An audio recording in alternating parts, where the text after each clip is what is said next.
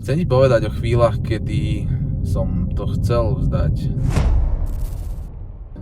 Veľakrát som sa cítil extrémne vyčerpaný, vedelo o tom iba zo pár mojich blízkych ľudí. Nemohol som proste návonok ukázať žiadnu slabosť a už vôbec nie pred mojou dcérou.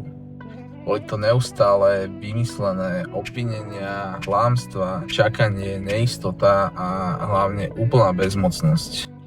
Počul som, že to bude ťažké, ale kým som si tým neprešiel, ani by ma nenapadlo, že ako náročné to dokáže byť. Ale príde moment, kedy si povieš, že na čo to robím, aj tak to nikam nevedie. A ten moment príde a on nepríde ani raz, ani dvakrát. V istom bode ich už prestaneš úplne počítať.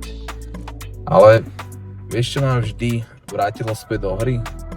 Vžil som sa do kože mojej malej dcéry, ktorá tým trpela rovnako ako ja, ale na rozdiel odo mňa nedokázala spraviť vôbec nič. Ja som mal vždy možnosť niečo spraviť, ona nie. A jediný, na koho som mohol vtedy spoľahnúť, som bol ja. Keby to vzdal by som to za nás oboch. Takže ak si teraz v bode, kedy nevládzeš, a viem, že veľa z vás tam je, skús spraviť to isté.